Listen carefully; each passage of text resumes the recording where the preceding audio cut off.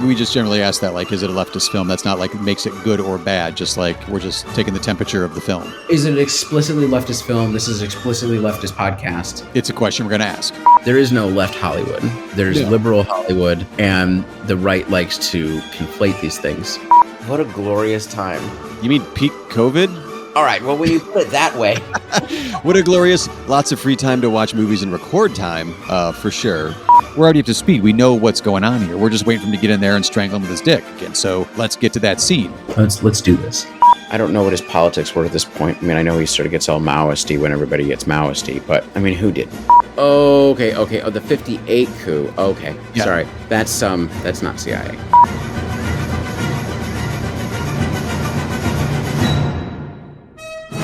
This is a werewolf episode, God damn it. Just not the one you were hoping for. Yeah, and when that happens, when the werewolf comes out, you're like, God damn, all right, this movie's awesome.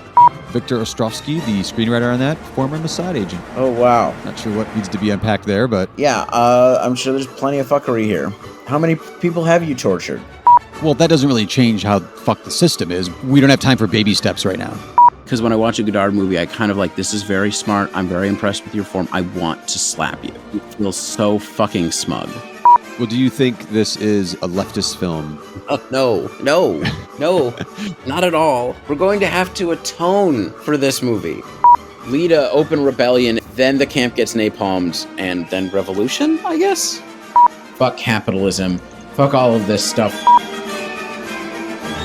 Welcome all to the Politics of Cinema. On this show, we believe films are never neutral. There is a political as well as an artistic message captured in every film, in every country, and in every time period. We are on the lookout for all of it. My name is Aaron Spears. And I am Isaac Miller. And on this episode, we're looking at 1967. Yes, we have still not left the 60s. 1969, sorry, not 1967's, The Damned by Luchino Visconti. You can say they're his full title if you want. I just found it kind of adorable. It was like Count Don Luchino Visconti di Madrone, because he has an official title because his family's rich as fuck. And we're basically in the midst of a series examining through film, and we are going to move around. We're going to move out of the 60s, maybe. Will we? Will we? I mean, it is like, God. But we're examining rising authoritarianism and to a certain degree resistance to it, but a lot of sort of analysis of rising authoritarianism in film in light of the ongoing authoritarian transformation of American society that we are living through right now, and resisting as we can as a tech billionaire runs rampant through the state, attempting to crush opposition to both his own profit margins through crushing regulators, but also any form of resistance to within the bureaucracy, which is an important site of struggle. Real and imagined, though, too, which I guess is something I didn't really have my head fully around before this wave kicked into gear with the inauguration. Like going after like the attack on DEI stuff. We were like, it's not doing what you think it's doing. It's not what you think it is, but it's still wreaking havoc and causing, I don't know, incomprehensible amount of damage. I mean, there's a lot of DEI is complicated because what they're actually talking about is everything from the civil rights movement on, at least. I mean, in the right, there's an idea of sort of repealing the 20th century. I mean, they want to get back to McKinley or whatever. I've heard other kind of analysis of it being like they hate the Enlightenment. Like you're like, it's really crazy. Like how far back do we want to go with like? And so like part of the thing about DEI is, I mean, this is a very it's how do I put this? Like, there are critiques of the wave of sort of corporate DEI that came out of years of much stronger social movements. Sure. But of course, we find some people on the left, Bhaskar Sakare, Vivek Chibar. Bhaskar is like the publisher of Jacobin. Vivek Chibar is a very kind of an asshole left quote academic. We're basically, I mean, to varying degrees, you can't just mush them together, but are sort of giving in to the right's framing on this for their own reasons of critique of sort of identity politics, quote unquote, but that is completely missing the political moment. And if you are giving ground on this, it's like, no, that they're going to eat your lunch, because what they're actually doing is rolling back anything that involves inclusion, it is an attack on the left at every level, right? Hmm. So any sort of inclusion of any group which is marginalized in any way, in a certain sense. And, DEI can mean whatever they want, just like critical race theory meant whatever they wanted. Right. And it can become the foil and the excuse for any problems in society, right? It Hmm. becomes a new Red Scare terminology. And, you know, you have to counter narrative that. You have to fight it directly. Hmm. Trying to give into it is stupid politics. Right. Absolutely.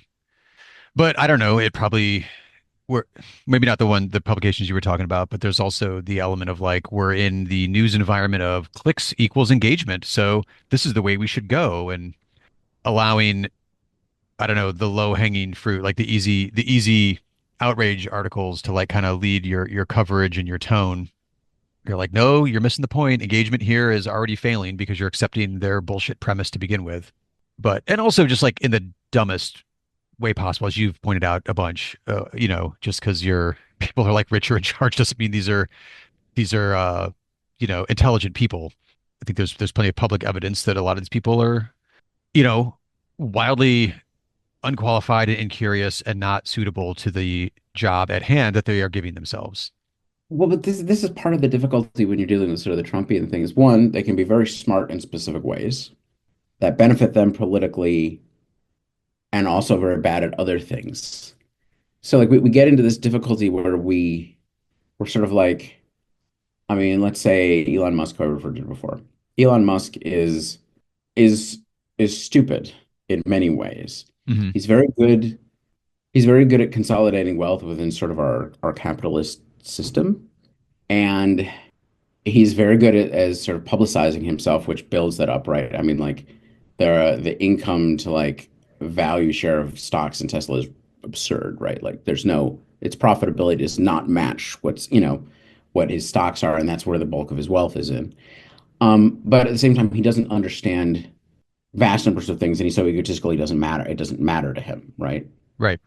I mean, this stuff where he's like posting things online, this fraud. One, a lot of this stuff sounds like it, like not true, but Right. also it's not fraud either because Right. he doesn't understand how government works. But if the goal is to literally smash and take apart those very institutions, because his only model for understanding things is a tech startup, Yeah. then that's how it's going to go. But ultimately, the question is does this actually undermine the effort to create sort of authoritarian regime in the American context, right? I mean, Away from liberal democracy or not?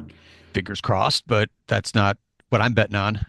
It's very interesting that you have a situation where you have to suborn the federal security services, and are you going to use them? Yeah.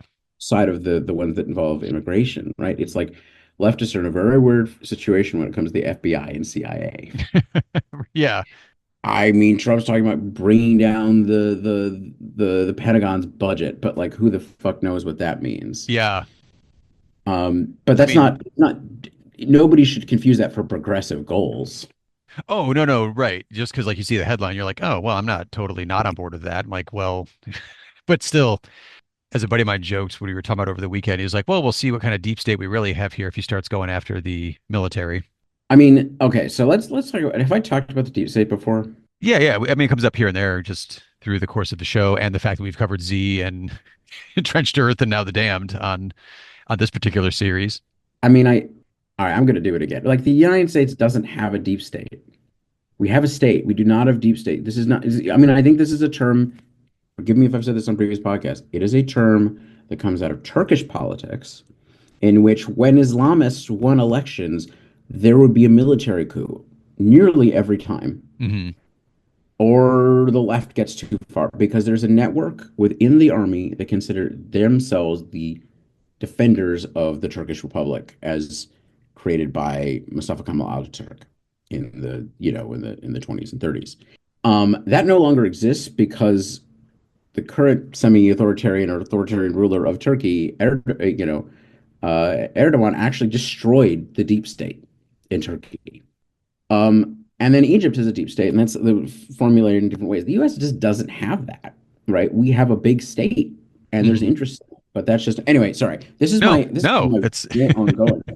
It's so like Americans use this, and if Americans use it, it will almost inherently just become a conspiracy theory thing yeah.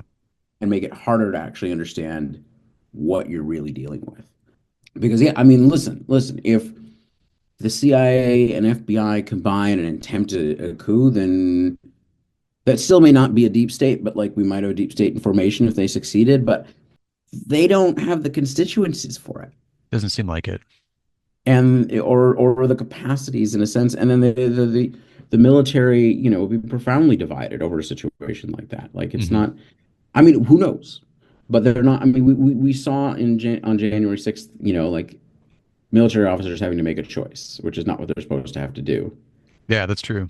But it's yeah. Anyway, Speaking of choices, as we're looking at The Damned here from 1969, yeah, let's get to it. this family here had a choice at the start of the movie. The oh my God, I'm totally drawing a blank on the name. The Essenbach Yeah, fam Essenbachs, who are the Essenbeck's family, yeah, had a choice there. They're super wealthy. They're powerful, industrialists. Do they join up with the rising to power Nazi Party, or do they hold strong and maintain the values of their industry and their family and their country? Frühling kommt, der Sperling biebt, Duft aus Blütenkelchen. Bin in einen Mann verliebt und weiß nicht in welchen. Ob er Geld hat, These are the von Essenbecks. macht die Liebe rein. Kinder, heute Abend, da such ich mir was aus. Einen Mann, einen richtigen Mann. These are the cannon makers. Kinder, die Jungs, die These are the damned. And this, the son who inherits it all. Go away, mother. What do you want? Everything. I want everything, mother. And I take everything that belongs to me. The young Baron was seen coming out of a club. One of those clubs, you know. I'll take care of it. I don't know anything. I don't know anything. To cut the world's throat, you need gold, steel, and treachery. One family had it all. The von Essenbecks, the cannon makers, the damned. It's he who killed your father. Tell him! How many shots did you fire? 1, 2, 3. Oh, you can tell him now. You give him everything. Everything that belongs to me. My factory, my money, my house, brick by brick. Even my name. And your love. It's you I hate! Ah, you can't imagine the evil I wish will destroy you. Martin! You must realize that today in Germany anything can happen, even the improbable. And it's just the beginning, Friedrich. Personal morals are dead. We are an elite society where everything is permissible.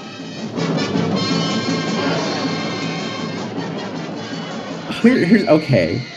Part of it is so this is the Krupp family, really, which is like, Germany's major industrial, the great industrial and armaments manufacturers in Germany at this time. Like famous. Like that's very thinly veiled. And part of it is that we actually catch like the opening night of this movie is the night that the Reichstag is set on fire and the Nazis Hmm. claim that it is the communists who did it when it's False flag. yeah. Yeah. Yeah, it's a false flag operation. Part of what's interesting is that they're already in the Nazis. Like actually, the family is factionalized Yeah. on, on a factionalization within the different factions within the Nazi regime at this point, right? Hmm. Which is very early and already consolidating power. But you can already see that the veil of authoritarianism and silence that we're seeing to a certain degree with media now, it hasn't gotten that far, but like we see it, right? Like people are afraid to speak out in the ways that they might have before. Has already been done because they already have a secret police. And part of it is that like the American right today, I mean, there's a lot of concern about street fighting groups, Proud Boys, what have you, all these groups. as sort of, but as street fighters to repress the other side, and there's certainly elements of that, but we haven't gotten to that in this way. Whereas at this point, like the SA, which is their street fighting branch, has actually done a lot of this Done work. more. Like Yeah. they feel like they've defeated political opposition. So part of what it is like, what is the this is a question for even Marxist theory of like, what is the power of a singular capitalist in the face of this? And it turns out not a lot in some ways. So like the patriarch of the family, whose birthday it Yes. is like an old line conservative who hates communists but isn't very comfortable with the Nazis, partially on just class grounds, but others. Yeah. Well, I mean, the opening scene is like it's like 15, 20 minutes. Like it's a really long opening scene that lays the groundwork for everything that's going to play out as far as family Right. dynamics go from here on out. Somebody has to have made a family tree of this. Yeah, it's a little confusing, right? Because part of what we're trying to figure out is, who's going to control the ironworks or the steel factory and the Right. armaments, and so forth. Who's going to control the plant and who is going to uh, and then what relation will that have to the new regime? And so like we have different players already like clear there.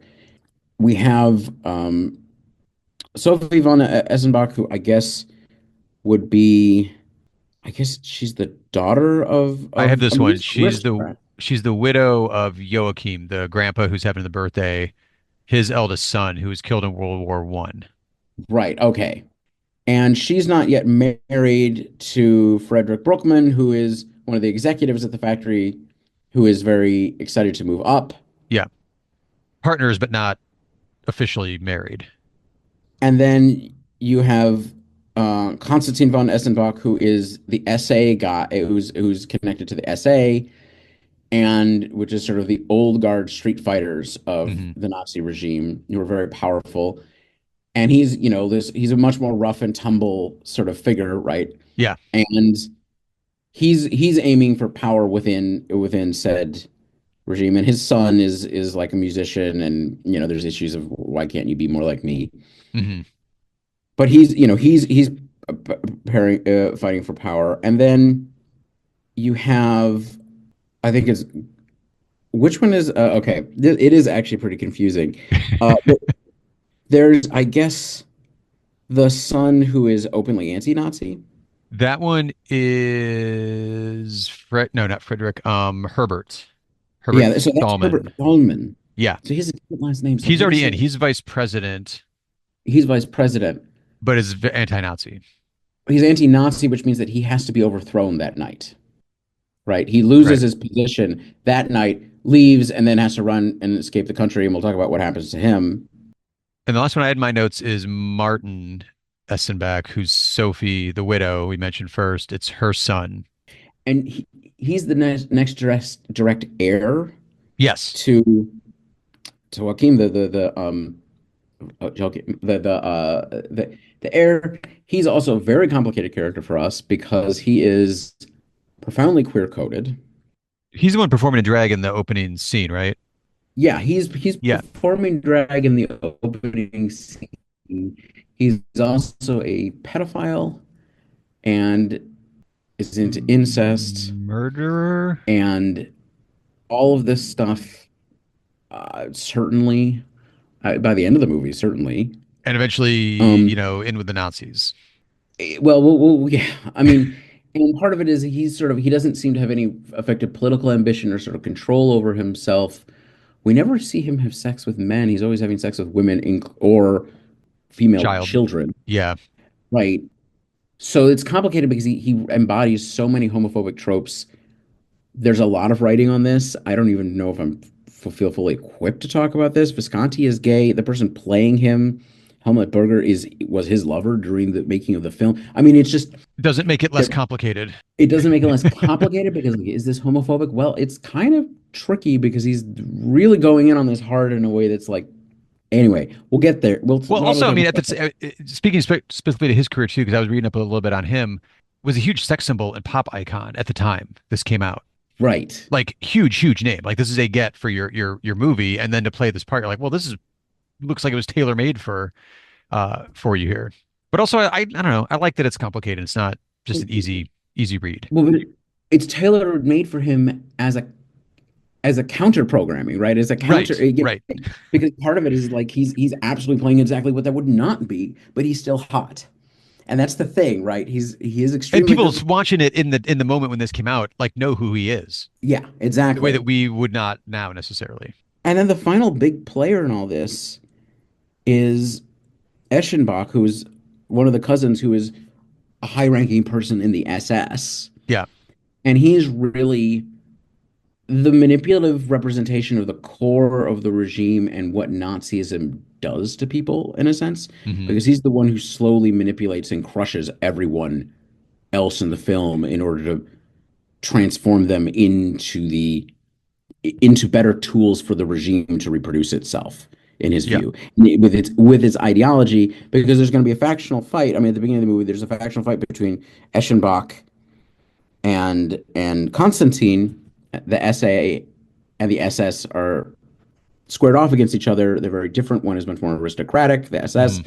One of them has a much more working class street fighter model, Yeah. and that will end on a historically end in the film in the Night of the Long Knives, which I guess we'll talk about that scene too, with the SS, slaughtering the SA. Right. Right.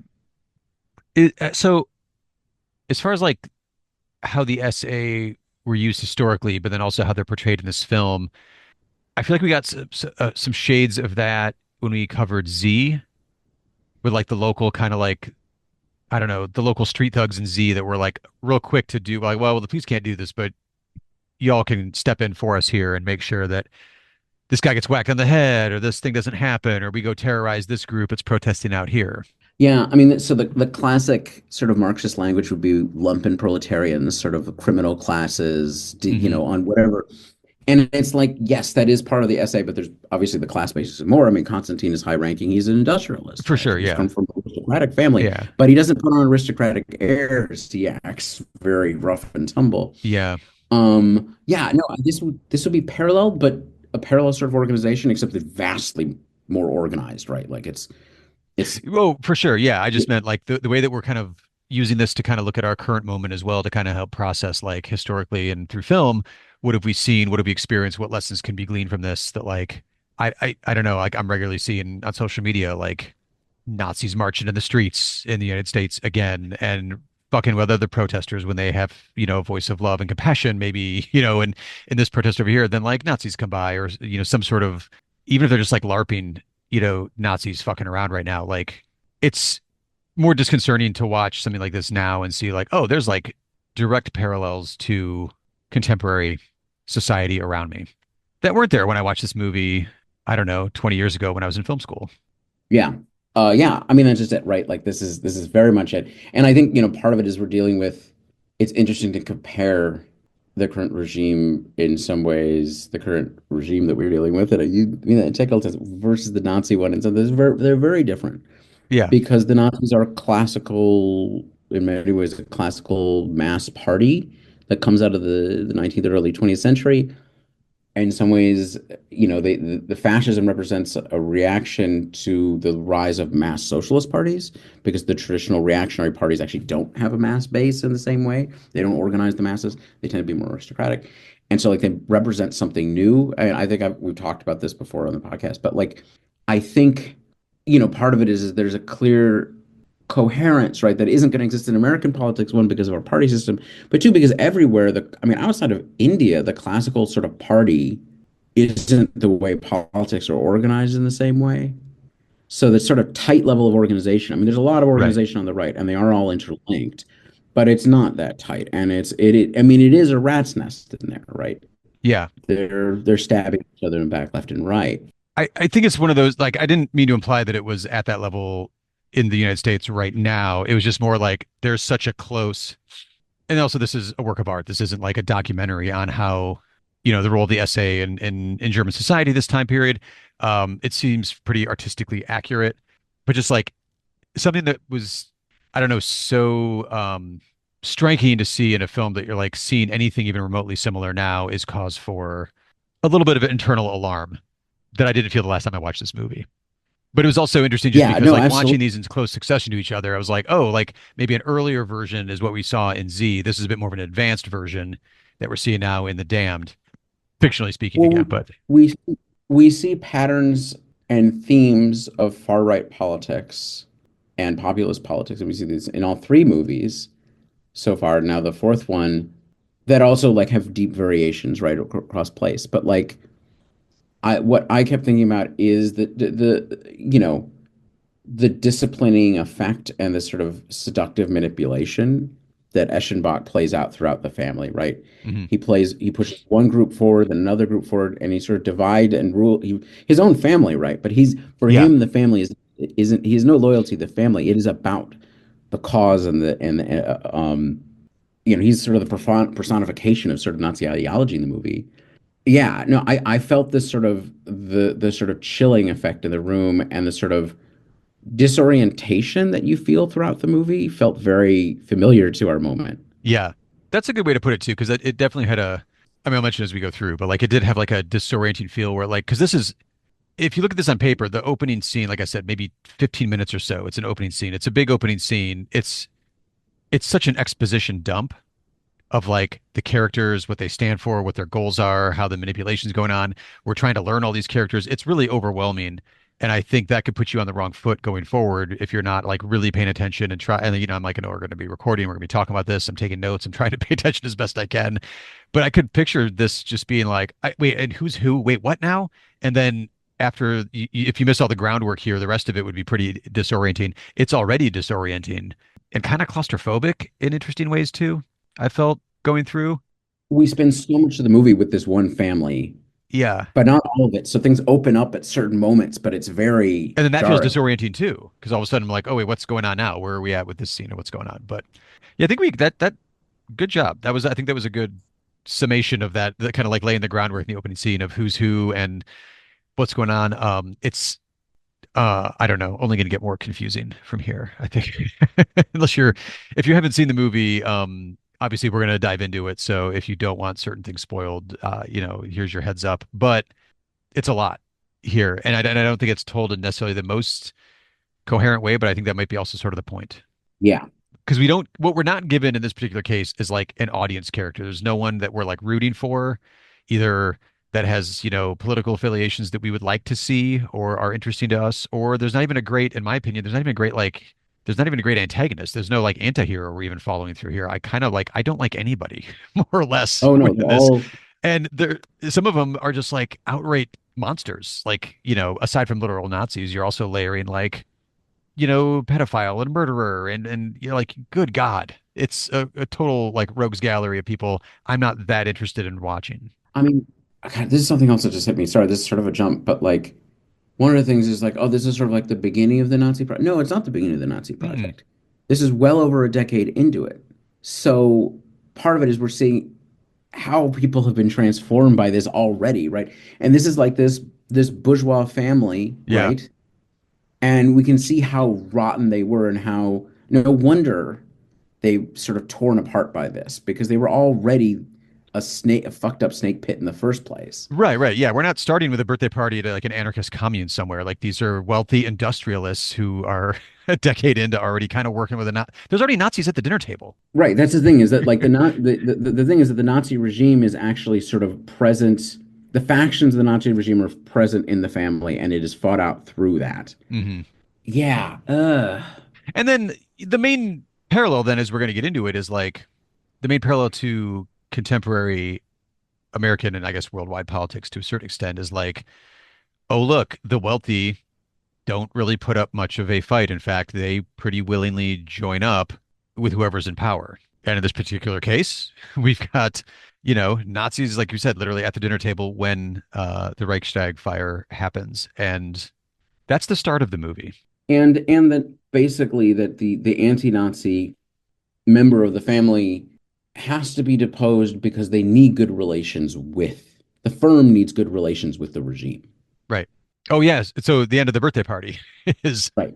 All right. So let's keep going here. What are the standout elements? I don't think we can like summarize this movie because it's so labyrinthine and it's nearly 3 hours. well, we kill the birthday boy. Oh yeah, I mean the opening That's bit the end of is the, at the end of the birthday parties, the birthday boy's dead. Was it Friedrich, pretty well encouraged by an SS officer, murders Joachim, the patriarch here, and then frames the one anti-Nazi member of the family yeah, who flees because okay, right into the wall. I'm getting framed for murder. This is not going to end well if I don't hightail it out of here right now.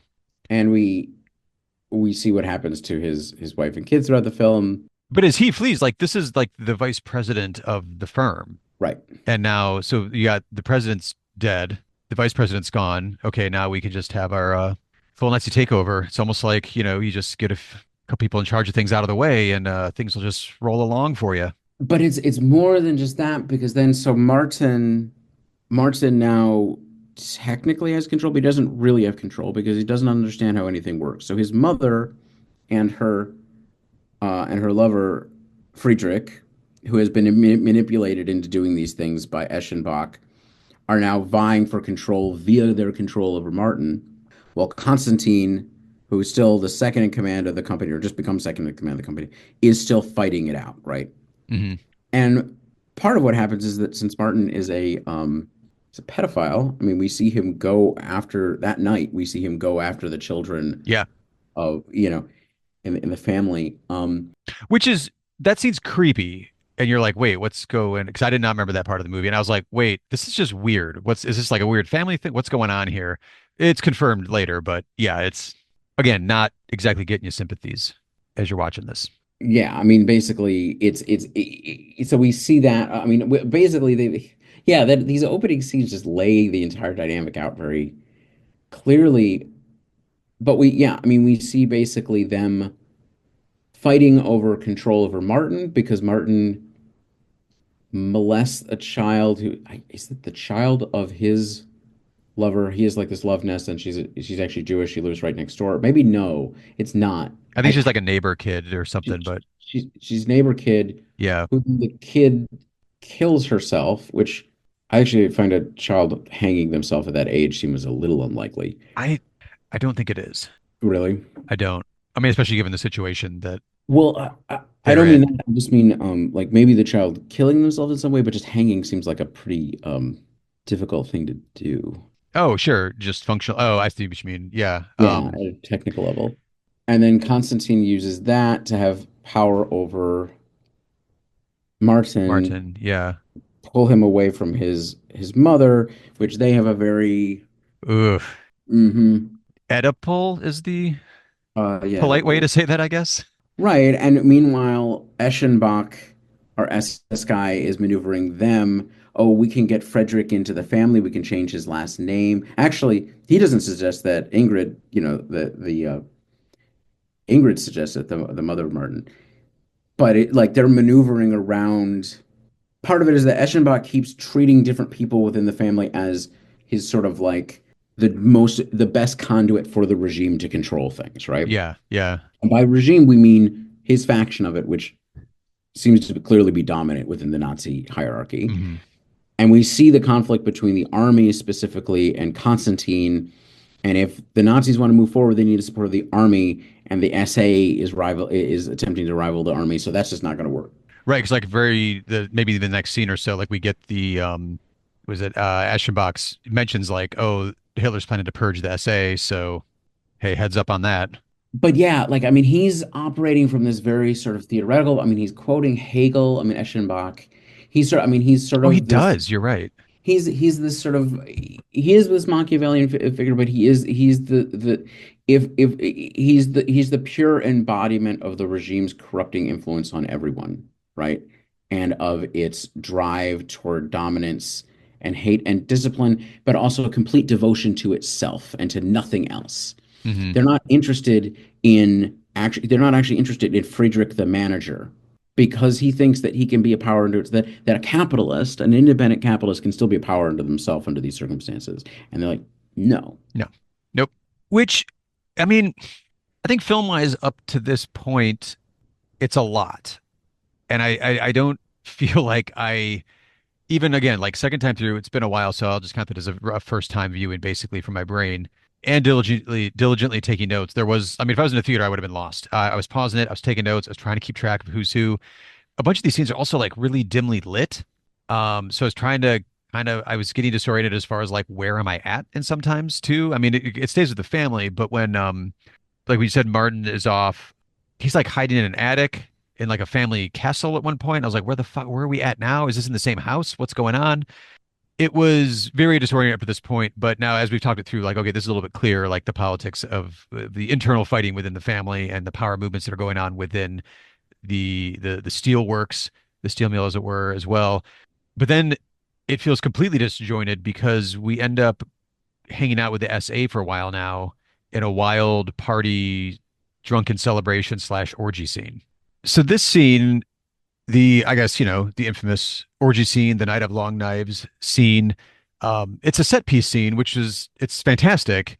It felt abrupt to me to shift to this scene, but it's a standout scene. It's spectacular, and it's kind of similar to the opening scene where we have like an extended scene that has its own kind of ebb and flow and a whole kind of almost narrative arc going through it.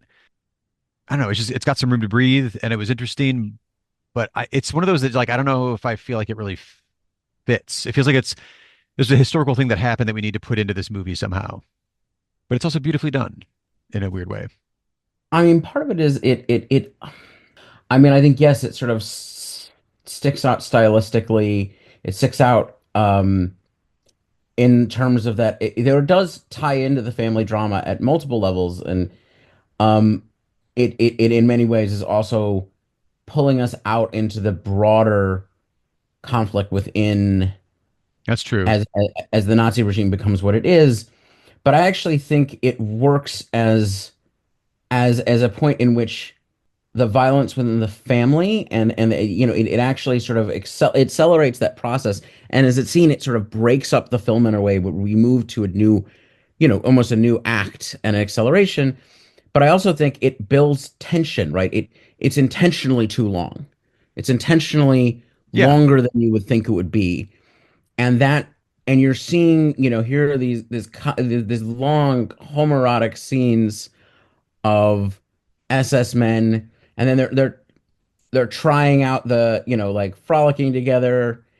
Um, you see um them try out the machine guns that they have diverted from the family's factory, which they were not supposed to do. The army, Oh, yeah, yeah. which is so this is important. I mean, this is why they have to be crushed to a certain degree, right? The as is explained, the regime needs the army a lot more. It needs the SA, and the SA is getting out of hand. Yeah. But you build this tension. You tell a story around these people, and then you abruptly have it end.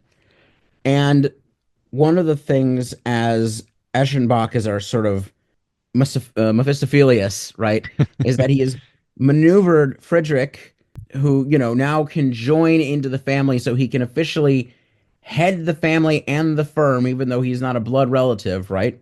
They can change his name, but he's the one who kills Constantine. Yeah. And you see it register too. Like Mhm. you see it register too. Like, Yeah. And I mean, these are our only named characters in the scene, and this is his moment of descent fully into Eschenbach's web in a sense. yeah, it's almost like a gangster kind of scene where like you force someone to like have to, execute their brother or family member, and they're like, well, now you're part of our family now, and we have something on you. We know what you're capable of. It's kind of, yeah, initiation. In a sense, except that he's maneuvering him to wipe out one opponent, and now he's going to maneuver to get rid of Him. Frederick almost immediately because Well, because he knows he can. he knows he can, and because Frederick is thinking like an industrialist. He's not thinking as part of the party machine. He's not thinking for the cause. And we don't need someone like that. Ruthless. Right. Yeah. So we see we see Eschenbach, begin to manipulate Martin away from his family. He'd been a tool of Constantine, a tool of his mother and Frederick, and now he's going to raise him up hmm to retake control. So anyway, maybe we should stick with the scene a little bit longer. But yeah, no, I think that it's just for me, I actually really love that it's a tension builder and sort of it's an accelerant to the Yeah. process that we've been seeing. Yeah. It I do like too that it doesn't overburden you or anything with like a bunch of exposition or anything. You kind of just have to know what you're seeing and honestly, even if you don't know what's going on, if you don't know the historical context to what this scene is, it's still powerful because like you're saying, the human drama that's playing out on a smaller level on top of like a larger scene. Like you said, Right. with just there's only two named characters, but they're taking us through the scene. Maybe I guess it was kind of abrupt feeling to me getting into this scene because I was starting to kind of lose some of the threads of the characters and the machinations and what the family drama and the plotting was. But this was actually a very visceral reminder and a very well choreographed scene. And also for 1969 as well, like it's pretty brutal. Yeah. Yeah, it's interesting that I remember thinking that a lot of the shooting wasn't nearly as bloody as I thought it would be, and then But suddenly then it gets there. then it Yeah. starts to get bloody again.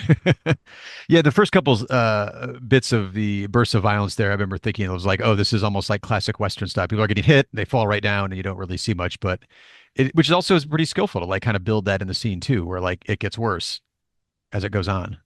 But yeah, that is a kind of a like I do like how you're wording it. It is kind of like a good like demarcation within the plot of the film. Like, okay, well now there's no going back for from from here, and we kind of know where this is really ramping up to. So Friedrich's in charge. Friedrich's in charge. I mean, we see Eschenbach sort of seduce Martin into standing up for himself after being maneuvered out of his inheritance. Hmm. And then we see the family all together. And, at dinner, I can't remember if that's actually the next scene. I think it's pretty close, if not. I mean, it's the next kind of major scene. Actually, yeah, I'm kind of thinking now, like, are we talking about like maybe a half dozen like set piece scenes, some longer than others, but like with some transition material in between? Because the big family dinner Yeah, scene is like explosive, like family and national politics as well. right. Yeah, And it's a scene with, a shrunken family now, right? Like we're starting to close in on our characters. yeah, So it's Frederick who is demanding obedience and like to a comical level, honestly. to It- and well, you can see why he's not going to make it, right? You yeah, can see why Eschenbach is undermining him. He's at a comical level, but he's thinking of himself as in control, not as a tool of the regime. And right. Ingrid's with him, and then Eschenbach is there, and then Gunther, who we haven't really talked about very much, who's the son of Constantine, who's been killed, and Martin is there. Yeah, And they're in confrontation, and Martin is sort of starting to lay out his cards of actually not really being under Frederick's control, right? Of maneuvering to repossess. I mean, part of it is what was taken from him in a regime, and this is something that has some echoes in our current situation, is the law is malleable in an authoritarian regime in a way that it wouldn't be in a proper bourgeois sort of democracy yeah. or republic, at least. So what's been taken from him can be given back. But one of the things that happens in the scene is that It's when Herbert comes back, right? yeah, Herbert comes back, so we haven't even talked about this. One of the layers of machinations is Herbert's family, his wife trying to get out he's escaped the country. Oh, right, He right, right. she's been trying to get out, and she's begging Ingrid to use her influence Hmm. to get them out. And Ingrid says yes, but it's this incredibly cruel scene in which she's just playing with people who are supposed to be. I mean, it sort of shows it's just one Yeah, more layer of the degree which they don't care. And what we find out at the dinner table is, in fact, they did not actually get out. And I'd say that Gunther is actually close to them, right? So he had been close to this part of the family. yeah, He hadn't shown any politics inherently against the regime, but he didn't really go along at a psychological level with them. And then, and he had cared about, Herbert and his family. But it turns out that Herbert has been maneuvered back into the country because, in fact, his family was sent to the concentration camps, yeah, which we should point out that, we sort of think of the concentration camps of the Holocaust, but the Nazis first set up concentration camps, which are not really death camps. Those are not inherently the same thing for political enemies, for communists and socialists and various types of dissidents and so forth, undesirables. And they do that early. yeah. I think in the movie they specifically mentioned that they were sent to Dachau, Yeah. and then I think this is and it's acknowledgement too that Elizabeth is dead, that she's Yeah. died. Yeah, That the only the children have survived. hmm Which he knows coming back to the dinner, right? Because I mean, he's clearly, I don't know how to describe it, like he's broken. Like Right. but he's coming back to confess to the murder at this point. To confess the murder of his children. The Joachim, yeah, the patriarch, the grandpa in the first scene, which also this dinner scene is interesting family dynamic wise because it mirrors that first scene. Right. Kind of even the way it's shot as well. It's just people are sitting in different spots. So you're like, oh, look who thinks they're in charge now because they're at grandpa's seat from the first scene. Right. And so basically, we see Frederick's power broken. We see Martin reveal to Gunther that it was Frederick who had killed his father. Was it Martin who reveals it? Maybe it's Eschenbach. I think it's Martin. I think it's Martin, yeah. And Martin is sort of, there's a brief moment of power struggle between Martin and Eschenbach actually over Gunther. hmm And Gunther goes off to join the SS with Eschenbach. Basically, Eschenbach, this straight up, supervillain talk about, the hate that's in your heart needs to be Yeah. nurtured into something. It's a total like radicalization. And it actually looks like to a certain degree Eschenbach has done his work with Martin and is sort of done with him, but he doesn't really get deposed. And then things get even more disturbing. Oh, when Martin sexually assaults his mom. Well, right. We haven't really talked about the incestuous part of their relationship.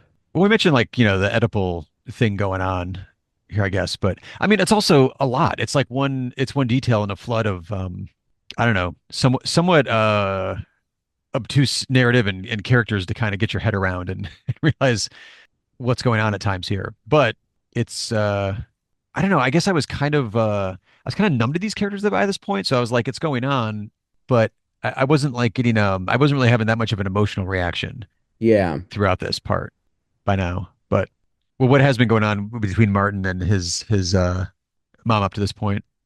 So part of it is that she's used Frederick as her vehicle to take control of the firm and has maneuvered Martin, and Martin sort of takes his revenge by taking back control of her and also venting his anger at the way that she's manipulated him her whole life. He's sort of blaming her, quote unquote, for his sexual deviance, quote unquote, which is like, once again, sort of a homophobic trope. Yeah, part of that complication we were saying between Visconti and Helmutberger playing this character and all that implies. All that implies what is actually going on here. Yeah, Um, it's it's fascinating. And I mean, it's definitely given you more than enough to think about. Like you said, I don't know if we're the ones to parse through it that well, but it's it's a choice. yeah, it's a choice. I feel like there's deeper layers of sort of queer imagery and the sort of contradictions within sort of the aesthetics of Nazism, which are, a lot of the attractiveness of Nazism is in the aesthetics, right? When you get into the actual realities of it, and including how things function, they do not actually seem they're kind of a fucking mess in a lot of ways. It's like it's not particularly like the sort of seductiveness of Nazism in many ways does come from an aesthetic perspective because the realities, beyond just genocide and all of these things, but like people who are into the aesthetics are also not necessarily against that, right? Right, But they can be right. seduced in one way. But when you actually get into these guys, they're a bunch of petty assholes, you get bureaucratic sniping, all the usual Yeah. bullshit. But I think it is playing with the movie is playing with those things and is using homoeroticism and sort of the elements of which, the far right today, right?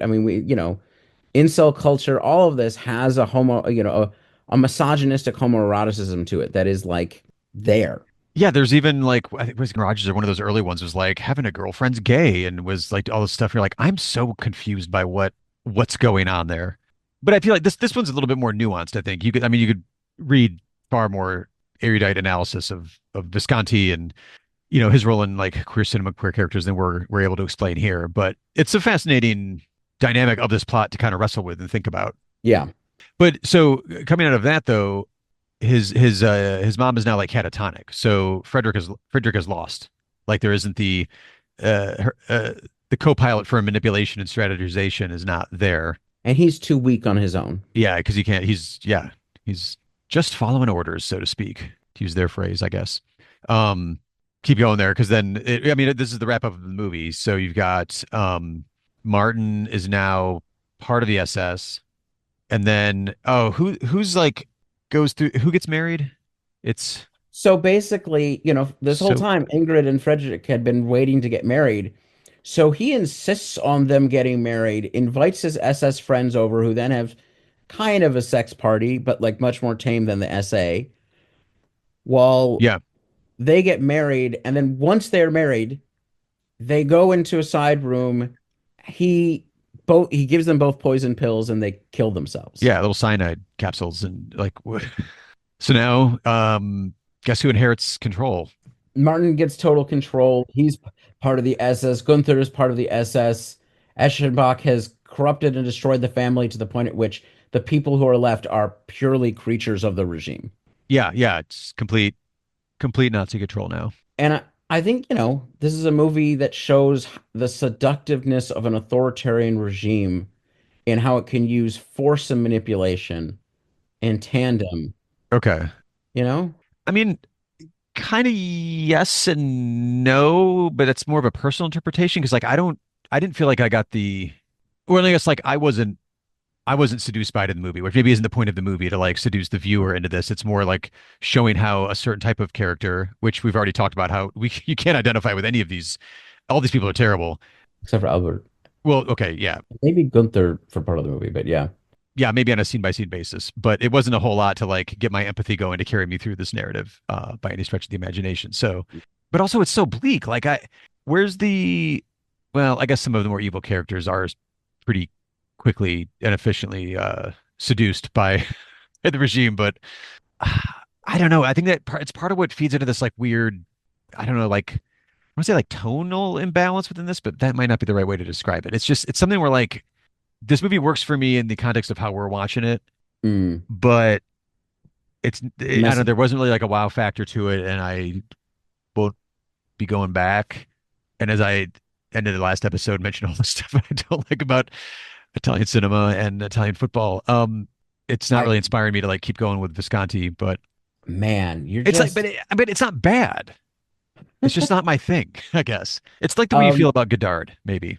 fair enough. I mean, I think for me, I'd seen this before, and I think the first time I'd come away with it feeling kind of messy and sort of not really sure how I felt about it. And this time I still agree with that it's messy, but it actually resonates a lot more because of the ways that, yeah, like I was saying, like you can see this is a family that was majority seduced when the movie started because one, the Nazis have been going for a long time, like we were saying, and also because the German sort of aristocratic bourgeoisie, which sounds like a contradiction in terms, right? Because aristocracy and bourgeoisie in the, I mean, the reality is that, they're both is primed for this, right? Yeah, Like, there's resistance to a degree, but like by being anti-communist, they'd already sort of given ground to the far right as the saviors from the left. And they were all, I mean, this is already a fucked up family. yeah. I mean, there's like we said, there's a Nazi at the dinner table in the first scene already. So Two, yeah, three, actually. I mean, eventually they're all either dead or Nazis, but yeah, exactly. It wasn't a well balanced family to begin with. And and like our previous movies, this is the elite knife fight. These are movies about elite knife fighting in a lot of ways. So Yeah, yeah, I appreciate it as an image of these things, and I appreciate it as an exercise. Once again, not a pleasant watch. right, right. I mean, it's an essential watch. It's a piece of cinema like it is gorgeously shot, even if it feels a little incongruous to me at times and at different scenes. Like it's not bad. It's like you said, it's a mess, but it's like it's a beautiful mess. Like Yeah, everybody there is doing something. There is a vision behind it, whether or not you agree with it or are completely enthralled with it the whole time. That's up to you. But definitely is worth watching. And I mean, in the context, like I said, of how we're watching these films right now too, it's essential viewing. yeah, yeah. So there's One I also want to recommend that I'll just tack on to the end here because I watched this one and we were been brainstorming different movies to watch, so we're kind of previewing and watching more than just what we're talking about on the show. But there is a 1972 sticking with Italian films. There's a 1972 Italian film by Marco Bellocchio. It's kind of oh, I love this title. Slap the Monster on Page One. The crime films coming out of Italy in the late 60s and 70s have amazing titles. But this one is about days before an election, a girl from a rich family is murdered in an attempted rape, and the editor-in-chief of a newspaper who's super conservative and totally in bed with the right-wing politics and and a right-wing candidate manipulates the story and the headlines, and you can see how media can so easily sway public opinion, but also how easily, one person with a specific bias in control of media can turn public opinion there's another way to say it, with news that isn't real. Okay, so that's pretty timely. I mean, is that a movie? We have another Italian incipient corrupt institutions movie that we've talked about. I mean, would this be a movie we could potentially pair in the future with the investigation of a citizen above suspicion? It could be. I haven't got to that one yet, actually, so time will tell. But between that and Slap the Monster on Page One of the Dam, there's also some shared, actors around there too. But yeah, I just want to throw that one out there because that one it was one where I was like, boy, we're talking about the industrialists and how they will go along with the new, upcoming authoritarian and Nazi regime, and why don't we also look at what the press would do in that situation? Because, the mainstream corporate press is infuriating.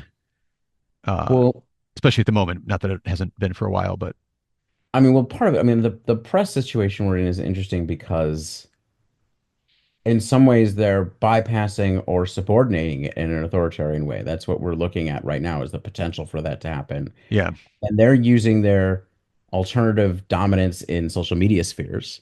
That's sort of the yellow journalism of the moment in a way. yeah, and when you own a social media, I don't know, all the social media platform is a whole topic for a different day. But yeah, The Damned is essential with a recommend for Slap the Monster on Page One if you have the time and are curious from a press angle in that too. Also, it's not set during World War II. It's contemporary from the mid 70s, early 70s in Italy. So a little interesting seeing The Damned from 69 looking backwards about 20 years or so. But do we still have to ask if it's a leftist film? I mean, I feel like we're kind of the track we're on with these current films. Sure. Is it because well, I don't know. I mean, Visconti has quite a political background as well. Granted, he came from like a family with a family crest or family arms and has a Origins aren't as important as your later loyalties. which is what you do. Yeah. Yeah. And yeah, no, I think it's a leftist film. And it fits into the meditations on both authoritarian in the 60s and also in people who have made it through that first half of the 20th century. Yeah. Maybe learned something or two. But also because it's not explicitly about like leftist characters. It's still like, well, look at that. This is an interesting study in the worst impulses of human beings in general. But well, as we continue this specific look at this specific type of movie of creeping authoritarianism and whatnot, Isaac, what have we got in front of our eyeballs for next time? We're gonna check out. I swear we're gonna get away from Europe soon. I mean, we have We're here for one movie. Yeah. Well, for two. Well, Z. including next one, yeah. So that'll be three. But we're gonna check out Army of Shadows. But yeah, we're gonna check out. We're gonna stay in the late 60s. And check out Jean-Pierre Melville's 1969 Army of Shadows about the French Resistance, which is a little different than the sort of political machinations movies that we've been watching so far, and we'll maybe dig out some other things. Yeah, after all the Nazis in the dam, like I need somebody that's on the other side. I need a character to maybe root for. Ideally, would be kind of nice. We'll see. But before we sign off, be sure to rate, review the show in whatever podcast app you are using. And if you enjoy the show, tell a friend or two. If you love the show and feel so inclined and have the means, we do have a Patreon set up. Just check all the links in the show notes for any of the information you are seeking. Until next time, I'm Aaron. And I am Isaac. Stay safe out there. Be in the streets. Back each other up. Remember OPSEC. support undocumented people, support trans people, and support government workers right now. These are all front lines.